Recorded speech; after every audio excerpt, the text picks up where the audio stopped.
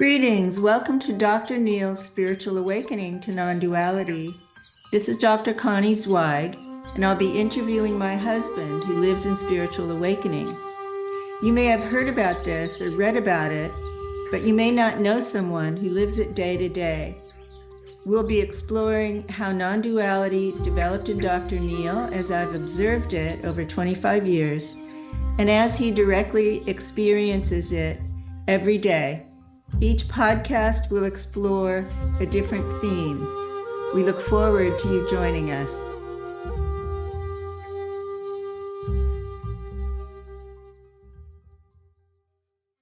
Greetings. Welcome back to the podcast. Today we're going to explore and try to map Dr. Neil's evolving consciousness in the context of our relationship and his role as a spouse or husband, and how that's changing through the years as his awakening expands. Okay, Dr. Neil. So let's see if we can map it on all these different layers and levels. The first layer would be the physical. So best place for that would be we have separate bodies. And that's not the highest level, but it's important that we actually embody that level of awareness that my body and your body are separate. And it's true also of emotions. It's important to separate my feelings and your feelings, because that's part of the human development rather than the soul development. And same with thoughts and identity and with the heart, that we have separate experiences and awareness of that. And so your separateness continues even while you experience non-dual states. Yes, so there's separateness and oneness and togetherness, but it's really important to actually keep the separateness well defined, and because we can head into the pre-trance fallacy if we don't hold that position in our minds. In other words, we could become fused with each other, and your feelings could be the same as my feelings your feelings. Our bodies not separate from each other. Our minds are not separate from each other. And then the pre-trans fallacy is that we believe that that's the higher unity or oneness. Correct. So holding this is really the fundamental ground of relationship, and it's important to hold it, to experience it as part of what we are. So as we move into more subtle realms, I guess emptiness is what comes up for me next. Beyond the physical, beyond the ego, is the... What about soul? That comes afterwards. The emptiness arises, and I experience emptiness as my nature. I experience your emptiness as the same emptiness, but experienced from a different perspective. I experience your emptiness as having your flavor to it. It's your flavor of the nature of emptiness. Honey flavored emptiness. Honey flavored emptiness. What's the flavor? Flavor is more feminine, more intellectual, has a quality to it. And that quality is just how you experience it, because it comes from your nature, not from my nature or somebody else's nature. Okay. And you may not experience it, but you will eventually experience it soon. Yeah, I don't consciously experience my emptiness. All right. So my awareness is that when you do get to that level of experiencing emptiness, it will be the same emptiness as my emptiness, but it will be experienced totally differently to my experience. And that's true for all human beings. And the fact that we're in love and in deep relationship with each other means that there's a reflection of that emptiness to me. So I have a sense of what your emptiness feels like. And then if we go a little deeper than that, we can look at the fact that the emptiness is an access point to oneness, to being everywhere and everything. And my oneness, when I say my oneness, it's my experience of the oneness, is different to your experience of the oneness, even now. So whatever your level of identity of the oneness is, it's different to mine. The So oneness is the same, but the vehicle is subjective. And so it's filtered through my nature or your nature. correct. And that's the way that the universe is created, so that every person's experience of consciousness is slightly different or majorly different. Which may explain why a lot of the teachers say things that seem to contradict others. You know, they had the teachings or the scriptures or their transmissions are filtered through their subjectivity. Correct.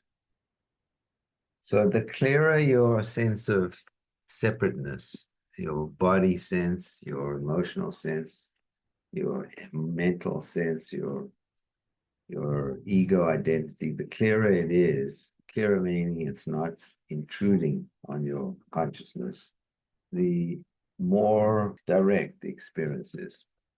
Yeah, So because I am everywhere. Right at this moment, I'm in this room and I'm everywhere. And I have that feeling, knowing that. And I also have the perception, visual perception, auditory perception. Let's take the galaxy, for example.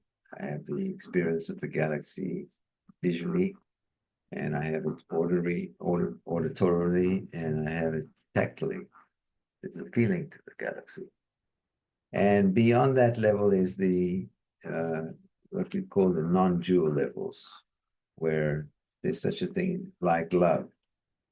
On a personal level, I love you, and you love me, I hope.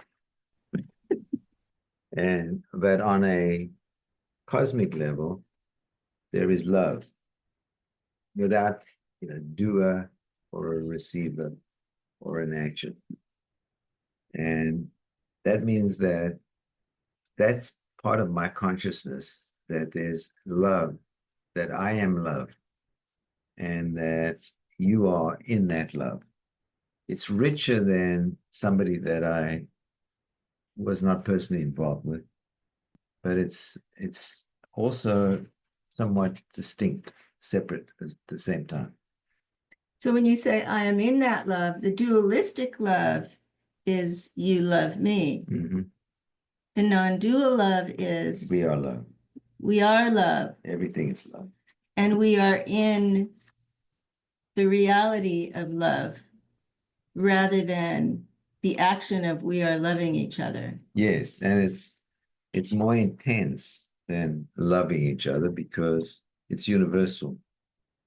There's no separation between the love that I experience and that you experience or can experience or will experience. It's far more blissful and divine and timeless.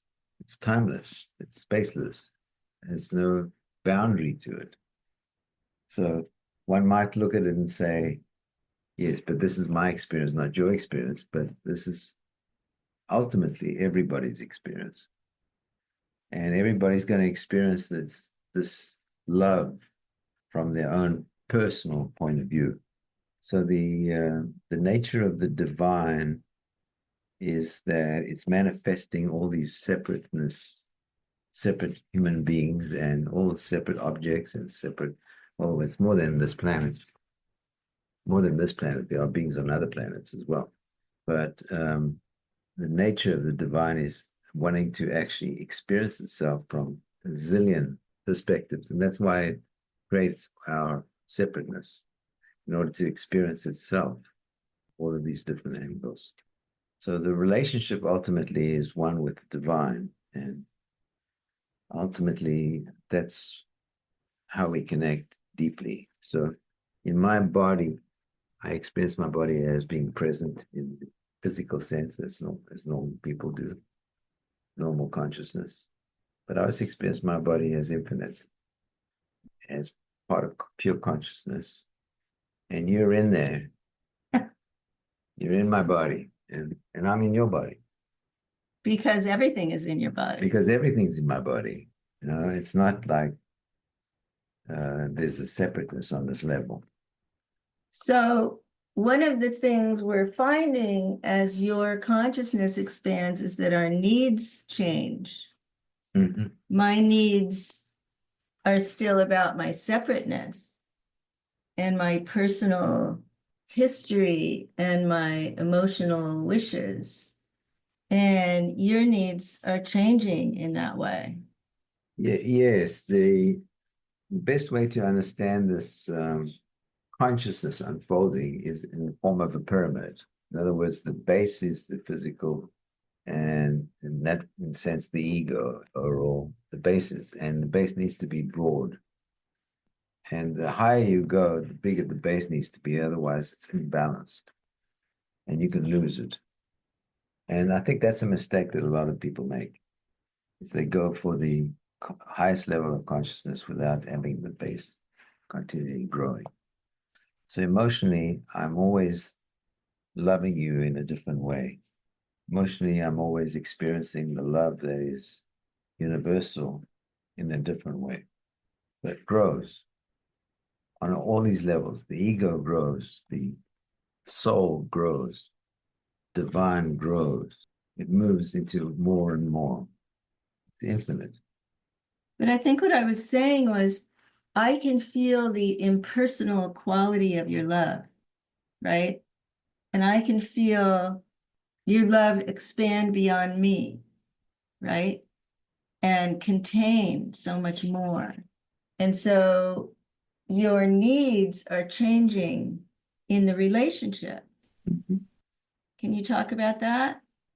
Very hard to talk about consciousness and needs because it doesn't come from that angle. It comes from the more you evolve, the more it's about giving. And it's about being seen as that and about being witnessing yourself as that. Obviously, the ego keeps growing, which is different to many schools of thought and spiritual development, which try to negate the ego in order to reach higher levels, which is possible on a temporary basis. But ultimately, one needs to come back and own the ego and own the ego as being huge, not a minor thing. And it's the same thing about the connection with each other. So we wrote about 30 years ago, we wrote an article together on the third body. Do you remember that?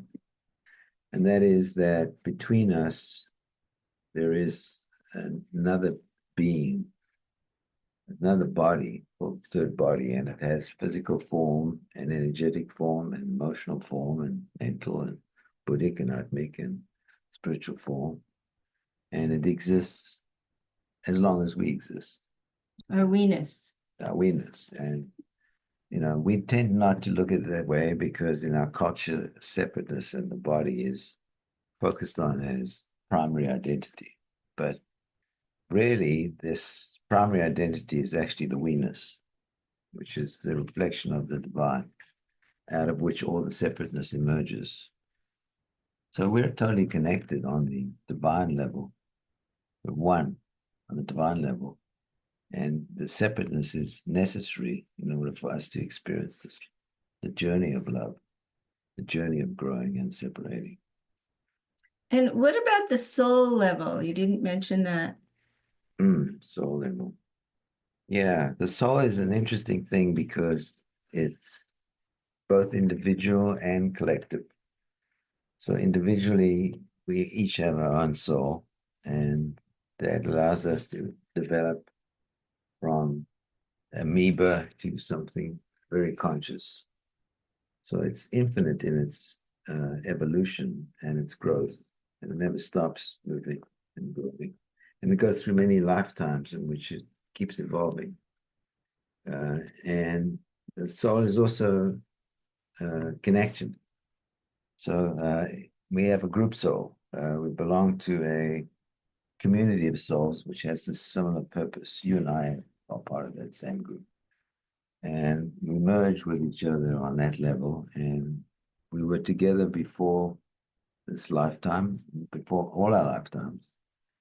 And we will be together afterwards because that's part of our joint connection. And the soul also evolves in this way as a collective group. And, and the love that we share with each other brings us closer to that collective. We're not separate, not on the ultimate level. So, but we have to actually live out our separateness as well. So there are these levels of separateness and intimacy that feels joined, and spiritual unity that we may or may not feel. You feel, I sometimes don't feel it. And so there are these kind of levels of, what do I want to say? Separateness and unity. And there's a tension between them in a lot of relationships. A lot of relationships are about the struggle to find that territory of intimacy or sameness or overlap that also allows for independence, closeness and independence, right? Right. Separation and intimacy. So what we're doing here is we're adding another level onto that psychological conversation, which is the spiritual oneness or unity that pre-exists the separateness, right? That's the source of our individual souls. Mm-hmm. And at the same time that post exists, if that's a word, our spiritual evolution. Mm-hmm. So we're coming from the unity, we're in the unity, and we're going to the unity. Yeah, once we get to subtle levels of consciousness, there's huge paradoxes. So, we're in this unity, this oneness, and we never leave it on some level, and we never return on some level. Because we're timeless and spaceless. We're outside time space. So in some ways we're eternal. Oh, that's the illusion of ignorance, that we leave it. That's the illusion of ignorance. So on that level, love is always present, and it doesn't need a subject or an object, person or receiver, giver, receiver. So for people who are single, you have any advice? Because for us, the relationship has been such a part of the path, such a significant practice, right? Yeah, we're doing it now. Right. And for people who are single and don't have a partner who's conscious and evolving with them, or they're widowed, right? Or they haven't met someone, what happens? Well, we individually can grow consciousness-wise, and we can grow in the relationship, and that's richer. We can get that. It's very complex because, for example, I'm in relationship with my mother who's dead.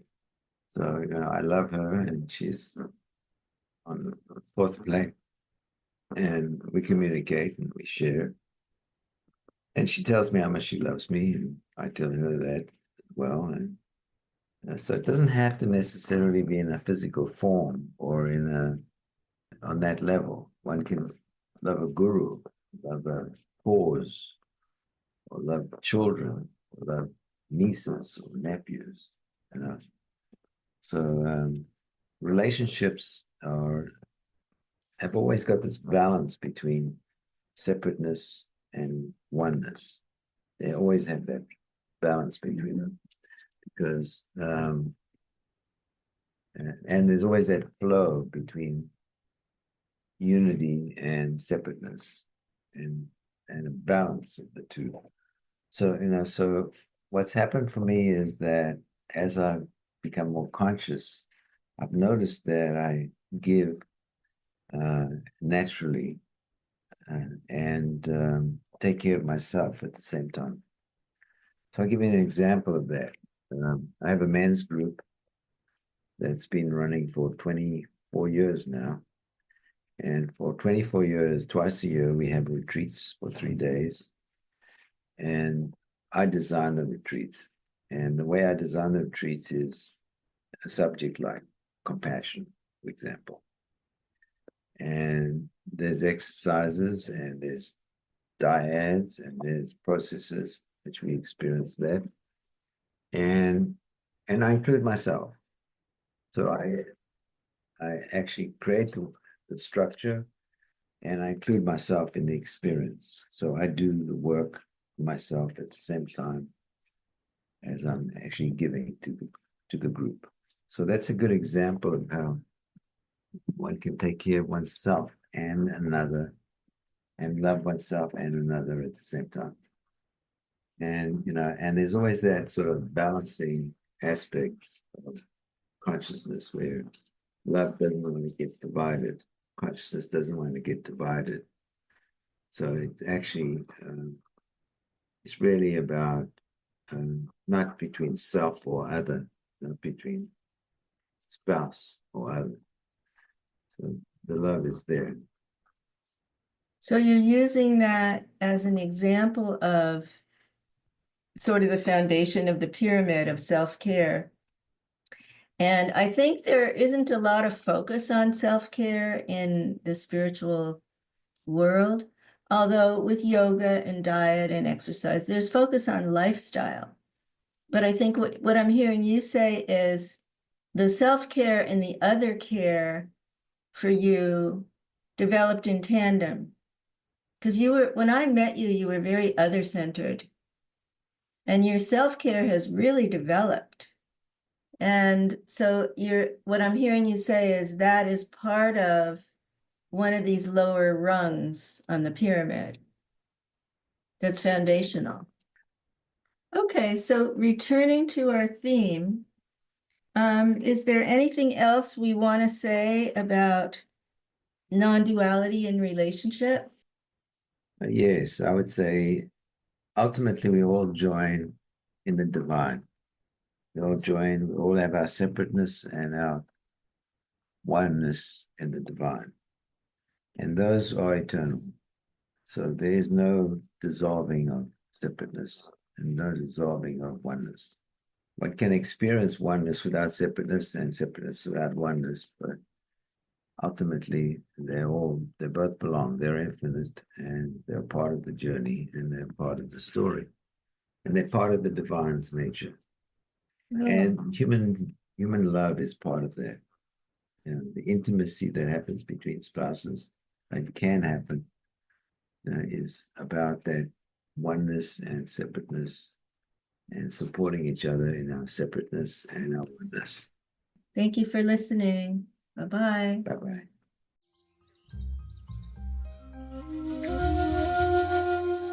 Thanks for tuning in today. If you found our discussion insightful, there's a good chance your friends will too. And we'd love it if you could take a moment to share this episode with a friend who you believe would appreciate it. Help us spread the word and reach more people. And follow us on any platform. Turn on your episode notifications so you never miss new content. Thanks for being part of our podcasting journey.